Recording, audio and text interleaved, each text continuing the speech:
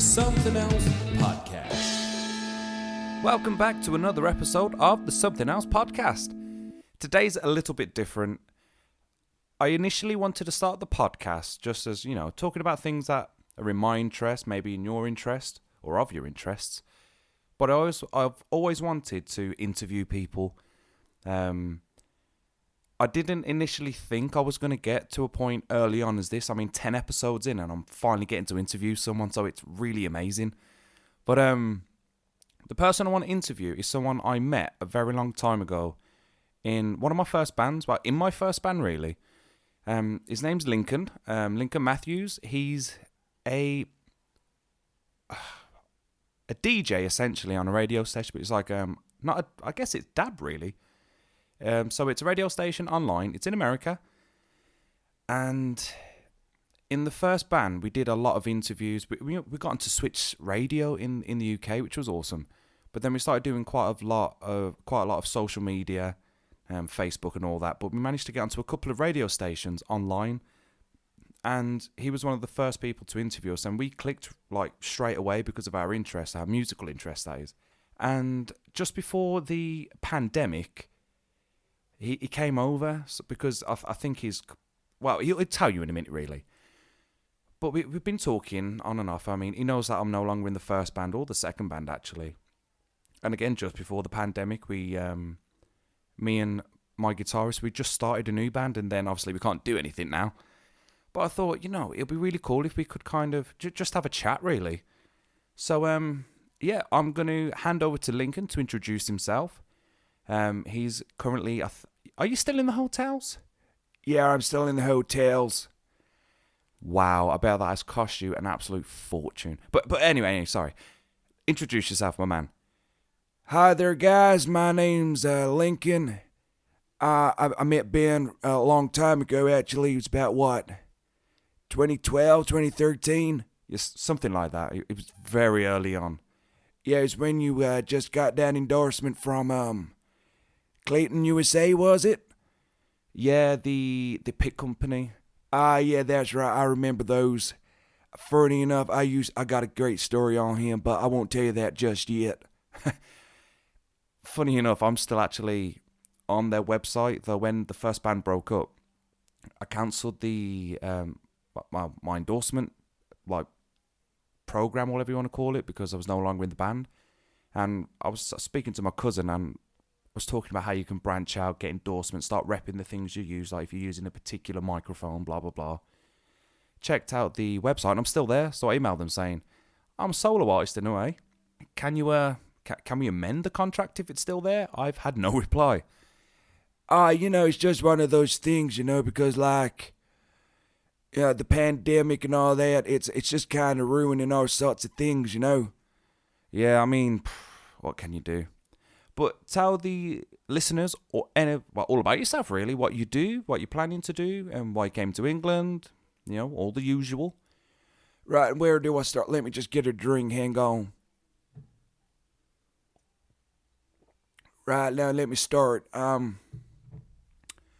So initially I was playing in a band in America, and it weren't getting anywhere. We did lots of touring around the country. That country is fucking huge, Like, compared to England, like, your longest road is like from here to Scotland or something. Where, like, the longest road in America is like 4 United Kingdoms, It's just crazy. And we just weren't getting anywhere. Me and the band started having fallout, so we kind of split ways. So I started doing my own kind of radio station, and that's when I really started to notice that I was getting interest. And, I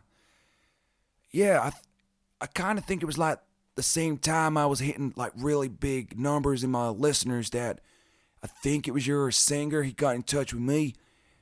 And then we had a little bit of banter back and forth, trying to work out the best time, obviously like different time zones and all that.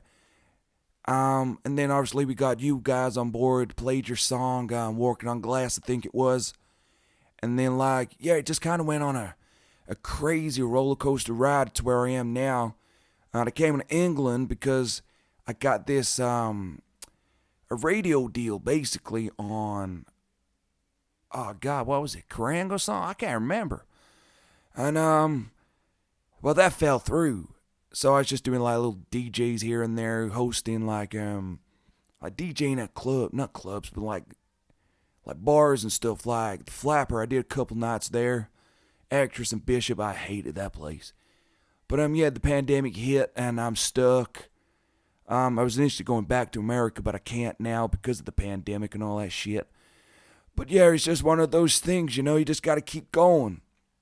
It's been hard for everyone. I mean, I personally have found it quite difficult in the first lockdown in Britain.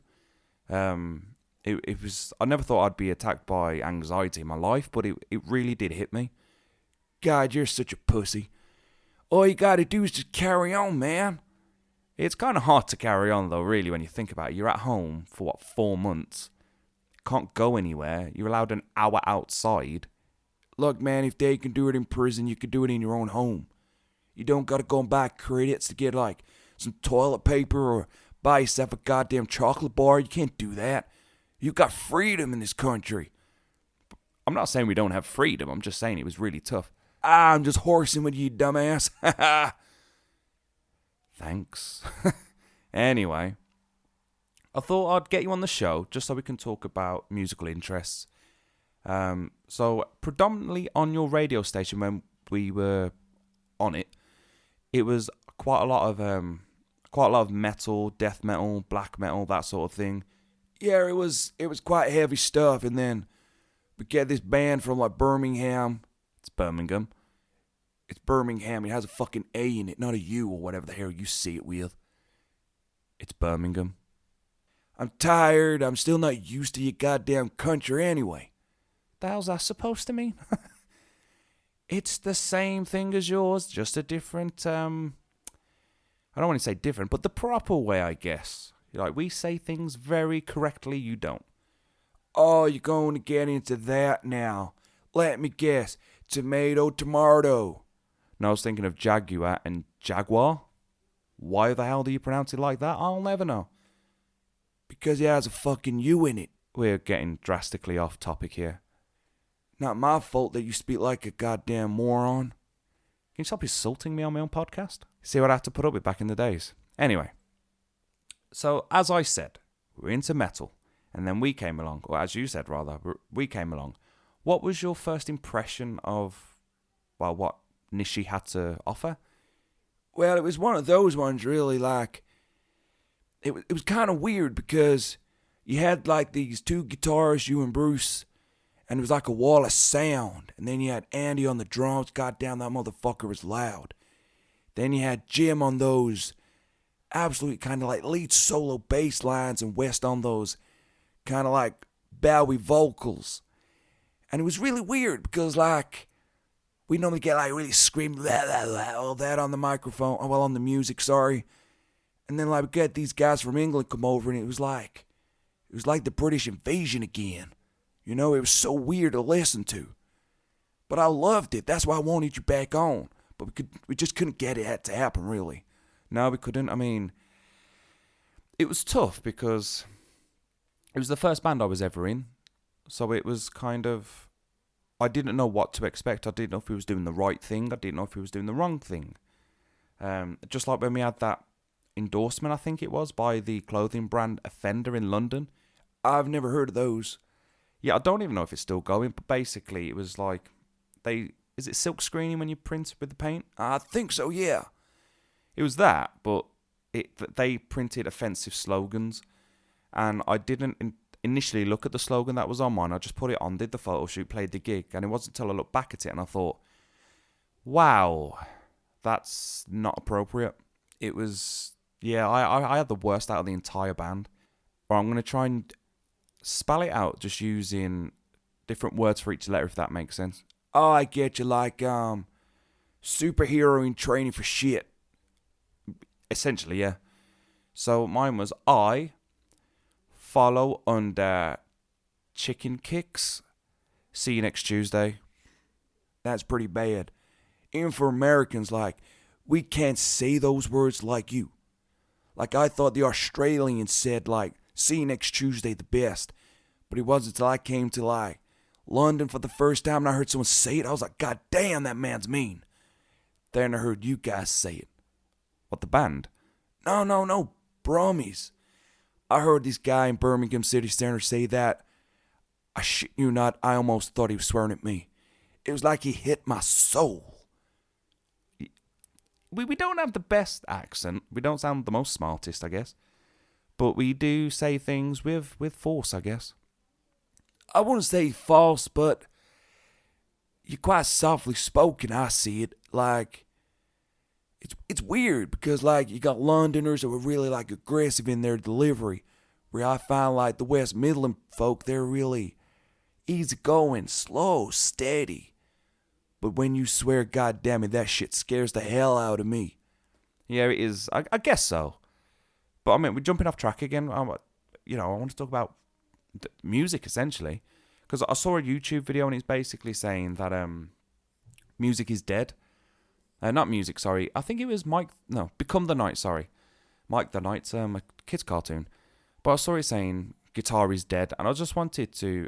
Because you was really impressed with what Nishi played throughout the time we was together. So I just wanted to see if, for your time in England, did you think, not necessarily a British invasion, but did you see that guitar wasn't dead? Because I find in England, granted I've never been to America or really any other country, but in England I find there's so many, I want to say upcoming bands, I don't want to put them down, with absolutely insane guitarists or killer riffs, you know what I mean? Like, there's something that makes them stand out. What do you think? Yeah, I mean, it's quite weird because, like, you just got to go back to, like, the 60s and 70s, you know? And, like, you get these guys that are playing the guitar and you can hear that American sound. Not like the Beach Boys with that Hawaiian surf shit. I'm talking like Eddie Van Halen, you know? You got these guys coming out. Joe Satriani. What's the guy? Steve Vai. And then you some bitches pull out Guthrie Govan, you know? And since being in England, I saw like a different side of music. It was like in America, it was very much like they're just posers, you know? Yeah, they could play the guitar or whatever the hell. But like I just didn't see that they were enjoying it or playing the music because they liked it. It was weird. It was really weird, you know? And I found that in England, people were playing music because they wanted to. You know, I mean, I'm sitting here drinking beer, just listening to loads of, like, bands on Facebook and YouTube. You know, you type in new bands and all sorts of shit come up. Give me a sec, I'm just having another drink here. That's fine, carry on. Like, you sent me over those recordings of, like, when you guys are practicing your new band. What the hell did you guys call yourself? Education After Mockery. What? Yeah, honestly, we called Education After Mockery. Me and my wife had this big kind of talking about life in general and how we found our generation was like, it just seemed that we learned after we gained our education after we were mocked by the system, I guess. God damn, you guys are some philosophical sons of bitches. What can I say? But yeah, would you say then that the music scene's changed in if it was 2012 we first met? Do you think it's changed in the past, 9 years? Definitely. I mean, grime was big, especially in America, and damn right in London. I mean, I think it came from, like, London, didn't it? I have no idea. I know it's big, but I don't know its origins. But then, like, you had dubstep, you had crunk and all that shit. Well, that came before, obviously, but I found that I'd say in the last 5-6 years especially, music's taken a big goddamn step. Mainly live music, real bands, you know. There's a band you always harp on about, Volbeat. They've taken the music scene by storm because their sound is Johnny Cash, Elvis Presley, Black Sabbath, that sort of thing. And I found that that's what people wanted to listen to. It's like bringing back the old sound for the modern time. And that's kind of what I saw in Nishi originally, and Soma for that fact. He was kind of not reinventing the wheel, but finding a different use for it, you know? You had the skills, you had the sound, but you changed it to suit. And I thought that was just some crazy stuff to listen to, man. I couldn't get over it initially. I think that's what made me stay, really, in the music industry. Because unless you're high up there or you get a lucky break, you're never going to make it, really. You could be touring and touring, getting record deal after record deal, making nothing. And this pandemic has hit a lot of small bands, you know? Bands that like dying out, they're splitting up. And we're speaking about this with banners down where you practice. They taken a big beating, didn't they? Yeah, the owner was, not Rob himself, but I was speaking to one of his people that work for him or work with him.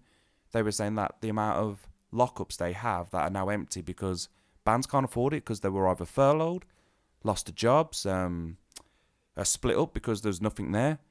And then when the lockdowns lifted, there was still nothing there because venues weren't open. And if there were, it was like to no one. Like you could go to a venue that holds 200 people, but because of the size of the venue and all that, you can only fit, say, 75 to 100. You know what I mean? It's just tough. I mean, I can't wait. I mean, my wife brought me an absolute beautiful bass for my birthday, my 30th birthday. You old bastard. Shut up. But, she brought me this bass because in the new band, I'm lead vocals and bass, and we've done the practices like you heard, and we can't do anything yet, and we can't even practice now, like, anymore because we're in lockdown 3. I think that's the problem, you know? Because it's like just getting into routine to get your rhythm going. You know, you're in your groove, and then all of a sudden it just gets taken away from you. And that's the hardest part. Like you said, you didn't think that anxiety would kick you in the ass like it did, but it hit you hard, man. It didn't just kick you in the ass, man. It kicked your goddamn intestines and make you feel sick. Pretty much. I mean, I'm very laid back, and I know that. But it's when the things you love get affected, or the things you want to do get affected. That's where I found it really difficult. And having this, I'm not taking nothing away from the bands, but when you start feeling that love for it, that passion, that dedication, you walk away from it. But when you get that fire back in your belly, just like we've got with Education After Mockery, and all of a sudden, it's taken away, and all you can do is sit at your computer or your amp and fiddle around, learn some songs. It's not the same. And I found it just really difficult. But that's the thing. That's what you got to overcome. Like you've recorded, 2 songs by yourself? You did one with your cousin. The fire's still there just because you can't go and play it to people. We're in a time now, 2021, where we've got the prime of the internet, I think.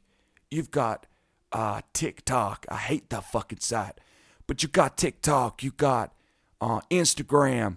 You got, SoundCloud, Facebook, YouTube, Twitch. You got all these places you can stream your content. You can stream your sound.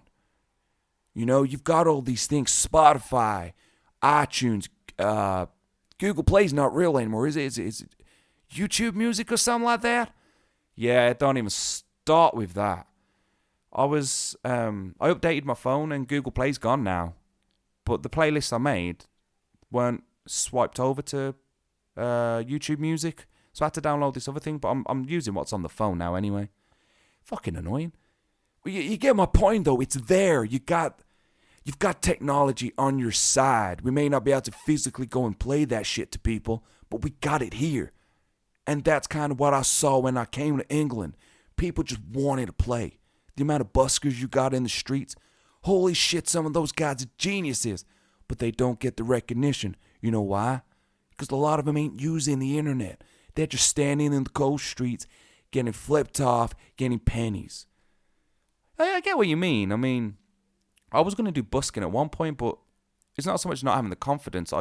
It's not too much hassle, but I don't think people, especially around where I live now, I don't think it would be something people want to see. You know what I mean? Because you don't see it. If anything, I found, especially in Birmingham, it can be quite a nuisance. You know, if people don't want it. And the fact you have to have a busking license. You may get those things, but it's worth it. If that busking license makes you play for another 4 hours to make a couple hundred, you're made for life, man. you're going to be heard. I mean, you showed me that video of that guy when he went to Scotland and he was playing some crazy guitar, but he was looping that shit. He went full Ed Sheeran and he sounded great. And that's my point.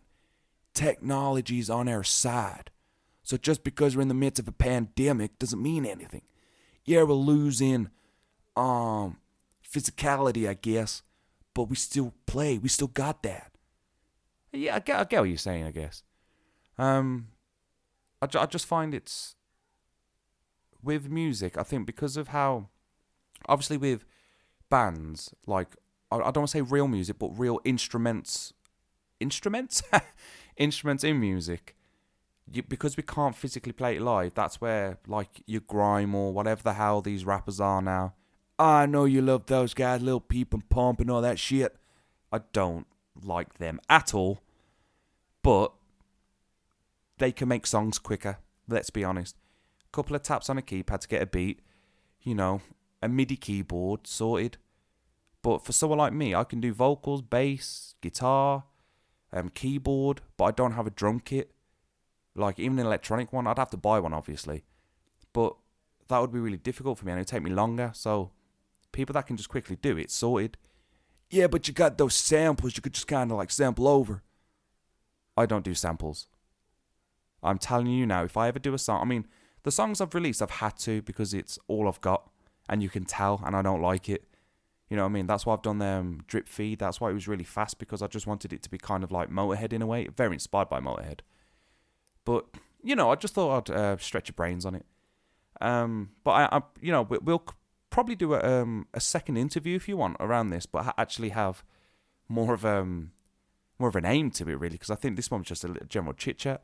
Turned into a bit of a moan, really. Yeah, it did, but I think it's nice because a lot of stuff we talk about, people might want to listen to or talk about themselves, but just don't have the reach, but now we do, you know? So hell, I'd definitely do a second one with you. I don't mind, man. I'm hanging around a lot longer than I anticipated, obviously, but yeah, you hit me up and we'll go for that shit, man. Well, I'll tell you what.